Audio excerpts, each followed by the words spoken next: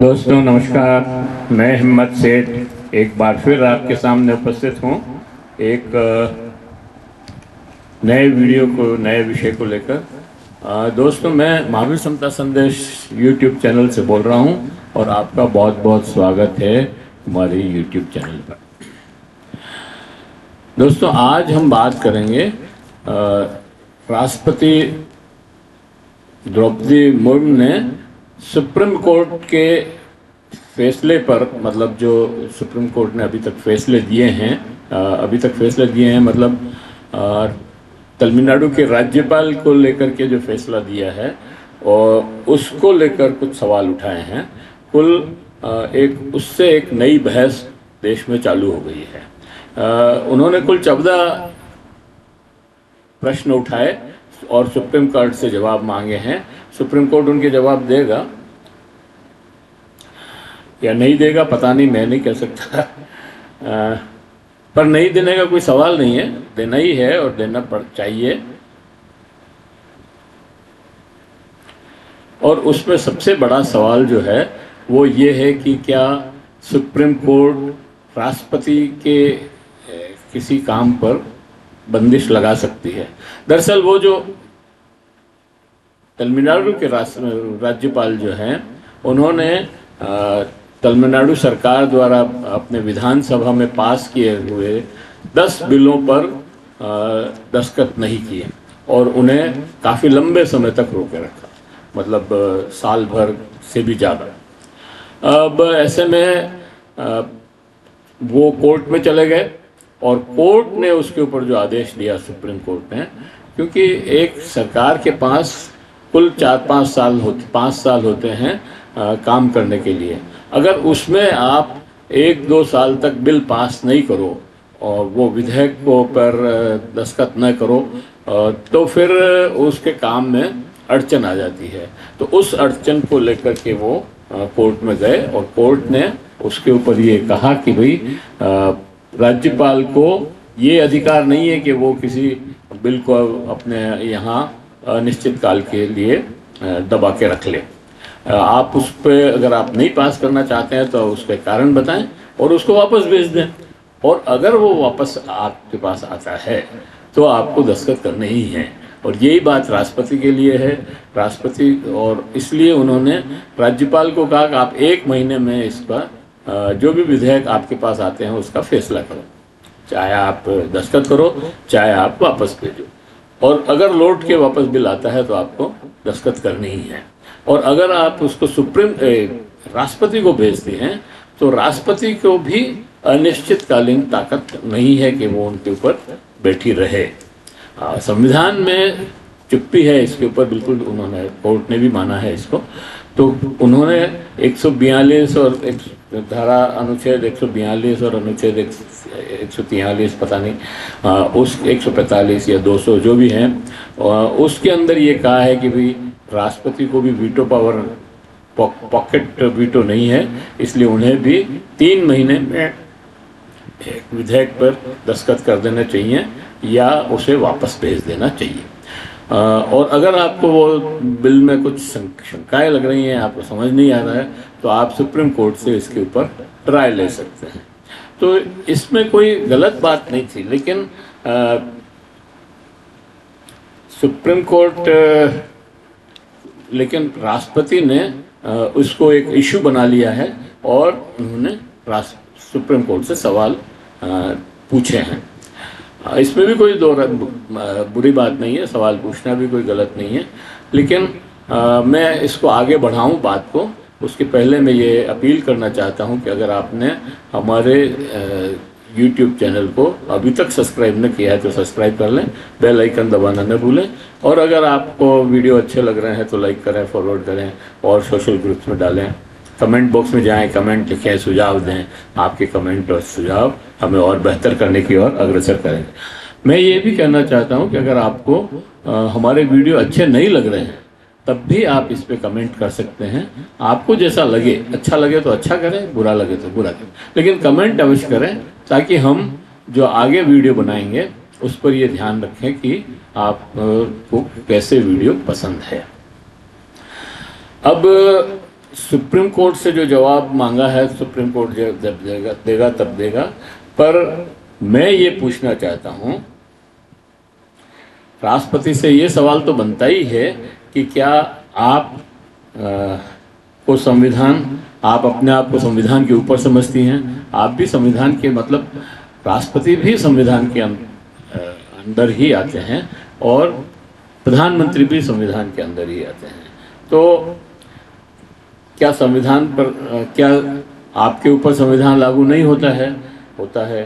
संविधान में संसद द्वारा बनाए कानून की विवेचना, समीक्षा, व्याख्या करने का अधिकार संविधान में सुप्रीम कोर्ट को देता है। सुप्रीम कोर्ट संविधान का कस्टोडियन है। ये बात तो सब मानते ही हैं, सब जानते ही हैं कि सुप्रीम कोर्ट इस बात को किसी भी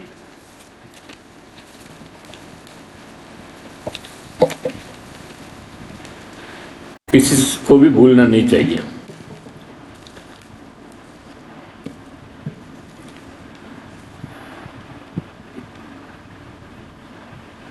ये बात सही है कि भारत सरकार ने किसी न किसी बहाने, सही बात यह है कि भारत सरकार किसी न किसी बहाने सुप्रीम कोर्ट को झुकाना चाहती है। सुप्रीम कोर्ट के और विधायिका के, सरकार के बीच में एक टग ऑफ वार चल रहा है, जो नरेंद्र मोदी सरकार जो है किसी भी तरह से अपने पक्ष में करना चाहती है और सुप्रीम कोर्ट को अपने नियंत्रण में लेना चाहती है। ये बात बिल्कुल साफ है। और अभी तक उन्होंने ये करने के लिए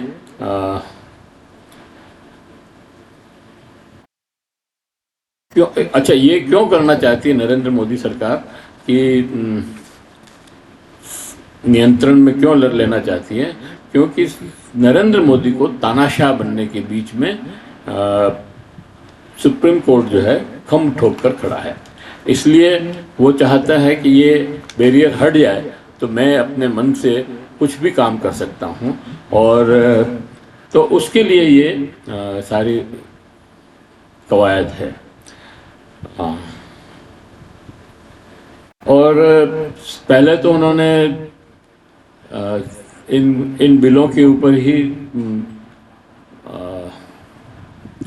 और दूसरा एक और बात ये थी कि वो एनजी,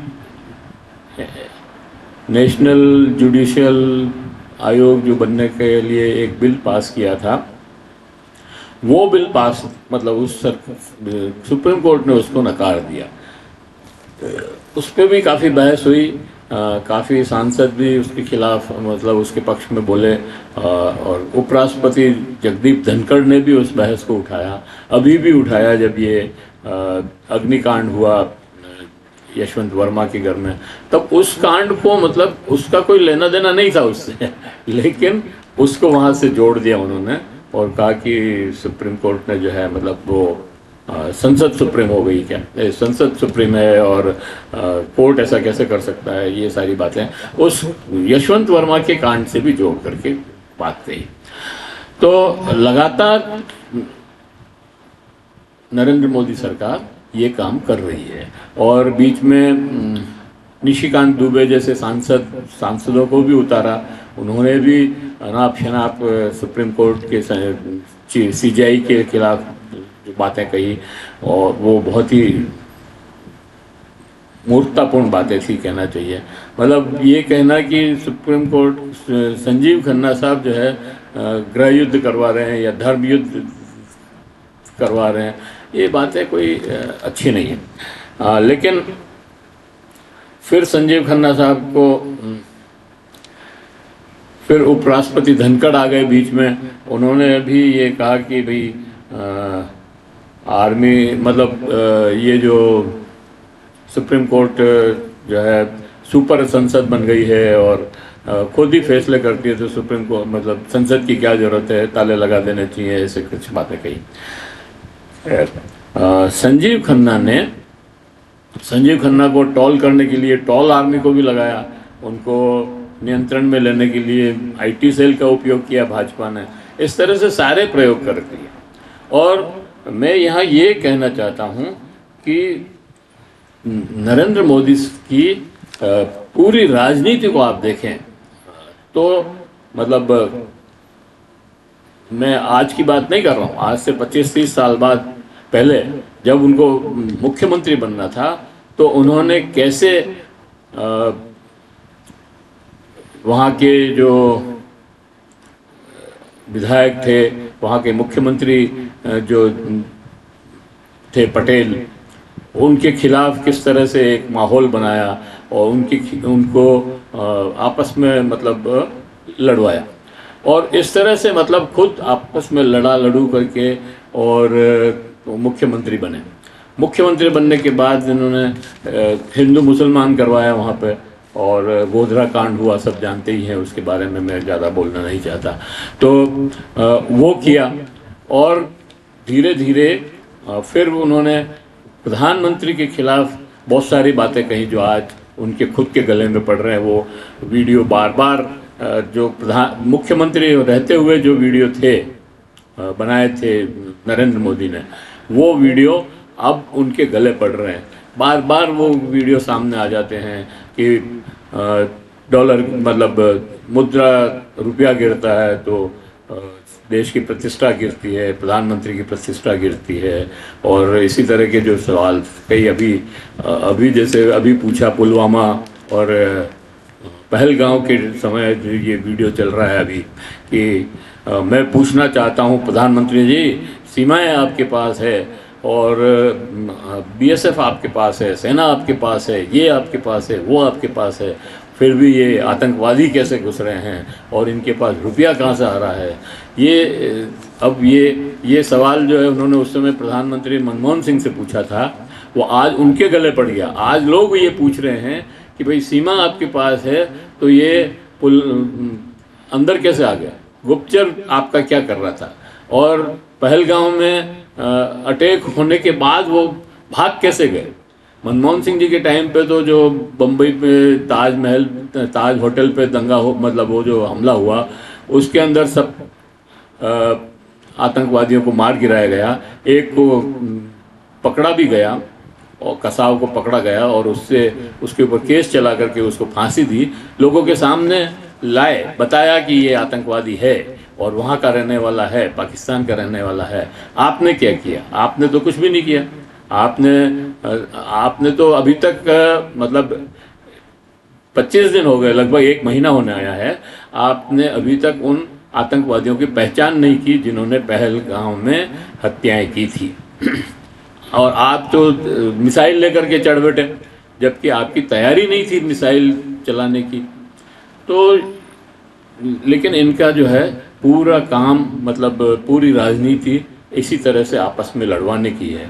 अब आप देखिए, मैं बताता हूँ आपको, हरियाणा में जाट वर्सेस अदर किया इन्होंने और मुख्यमंत्री वो अभी सैनी हैं और इसके पहले वो खट्टर से उनको लेके आए, तो वहाँ जाट डोमिनेटिंग कंपनी कास्ट है, उससे आपस में लड़वाने का काम किया। इसी तरह से झारखंड में आदिवासी नॉन आदिवासी करके लड़वाने का काम किया। यूपी में यादव वर्सेस अदर ओबीसी का लड़वाने का काम किया। कहीं पसमिंदा को और मुसलमानों को, पसमंदा मुसलमान और दूसरे मुसलमानों को लड़वाने का काम कर रहे हैं। मतलब हर जगह इनकी राजनीति जो है लड़वाने की राजनीति है। और अब सारी राजनीति खत्म हो गई और उनका जो है कोई बस नहीं चल रहा है, तो सुप्रीम कोर्ट के सामने राष्ट्रपति को खड़ा कर दिया। राष्ट्रपति ने जो 14 प्रश्न पूछे हैं, कोई राष्ट्रपति अपने आप थोड़ी पूछे हैं, ये मंत्रिमंडल की सलाह से पूछे हैं। और मंत्रिमंडल की सलाह कौन देता है? मंत्रिमंडल किसकी सलाह पे काम करता है? प्रधानमंत्री की। तो नरेंद्र मोदी सरकार ने ये प्रश्न कोर्ट के सामने सीधे अपनी तरफ से नहीं रख करके और राष्ट्रपति की तरफ से रखवाया। अब अच्छा, इस समय क्या है कि ये सबसे ज़्यादा तिलमिलाहट भी नरेंद्र मोदी सरकार और नरेंद्र मोदी की सरकार को ही हो रही है, क्योंकि उन्होंने नरेंद्र मोदी की गंदी राजनीति पर में हस्तक्षेप करके उसको रोक लगा दी।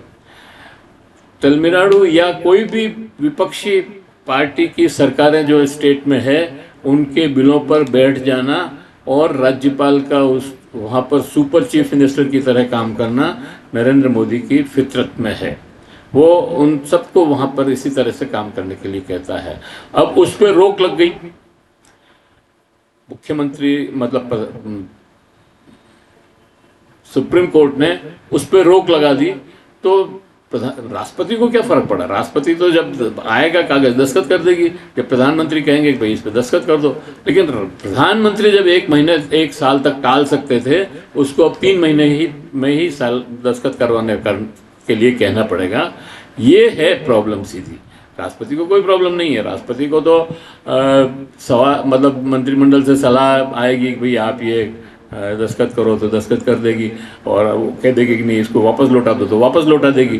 वो 3 महीने में कहेंगे तो 3 महीने में। अभी जैसे वक्फ बोर्ड का जो बिल आया वो आधे दिन में ही दस्तखत करके भेज दिया। जैसे ही आया फटाफट दस्तखत किए और वापस भेज दिया। क्यों इस पर क्यों नहीं बैठे 6 महीने तक? क्यों नहीं इंतजार करते रहे कि भाई हम 6 महीने बाद करेंगे? तो ये सारी चीज़ें हैं। अब राष्ट्रपति से जो प्रश्न पूछे हैं तो सुप्रीम कोर्ट को जवाब तो देना ही पड़ेगा। सुप्रीम कोर्ट जवाब देगा भी, पर हम मानते हैं कि सुप्रीम कोर्ट के पास इतना इसका जवाब अवश्य होगा, और ऐसे जवाब होगा कि मोदी सरकार और राष्ट्रपति तिल मिला जाएंगे। लेकिन तिल मिला जाएंगे और कुछ कर नहीं पाएंगे। पिछले 2-3 दिन की सुप्रीम कोर्ट की कार्रवाई, जिसमें जस्टिस संजीव खन्ना के सेवानिवृत्त होने और जस्टिस BR गवई के पद की शपथ लेने के बीच जो भी केसेस पे बात हुई है, या जो भी न्यायपालिका ने या मतलब साफ कर दिया उन्होंने, मतलब संजीव खन्ना ने भी कहा और BR गवई ने भी यही बात कही कि कार्यपालिका, विधायिका और न्यायपालिका में कोई भी सुप्रीम नहीं है, सिर्फ संविधान ही सुप्रीम है। अब इसको आप माने या न माने, क्योंकि आप तो मतलब सरकार तो 400 पार की कोशिश कर रही थी कि 400 पार हो जाए तो मैं संविधान बदल दूं और मनुस्मृति को संविधान बना दूं, लेकिन वो संभव हुआ नहीं। तो अब इसलिए ज़्यादा सब पेच फंसा हुआ है। अब सुप्रीम कोर्ट से अब राष्ट्रपति खुद बीच में आ गई है और न्यायपालिका से न्यायपालिका या सुप्रीम कोर्ट से सवाल पूछ रही है। तो हम भी एक सवाल पूछते हैं राष्ट्रपति से। राष्ट्रपति से हमारा ये सवाल है कि आपको बिल पे दस्तखत करने के लिए कितने दिन चाहिए? आप कितने दिन में कर सकती हैं? 1 महीना, 2 महीने, 6 महीने, साल, 2 साल, 5 साल, कितना समय चाहिए? मतलब कोई तो ऐसे अनिश्चितकालीन विवेकाधिकार है आपको, तो अनिश्चितकालीन विवेकाधिकार थोड़ी है। और आपको ये छूट थोड़ी दी जा सकती है कि आप किसी राज्य सरकार को काम ही न करने दें। तो ये हम पूछना चाहते हैं कि आप कितने दिन में उस विधेयक पर दस्तखत करेंगी? किसी भी विधेयक पर, किसी पर्टिकुलर विधेयक की मैं बात नहीं कर रहा। आपको बता दीजिए, आप 3 महीने अगर आपको कम लगते हैं तो 6 महीने कर लीजिए, साल भर कर लीजिए, लेकिन आपको सवाल मतलब वो उसके ऊपर आपको जवाब तो देना पड़ेगा। ऐसे नहीं हो सकता कि आप उस पर अनिश्चितकालीन समय के लिए बैठ जाएं।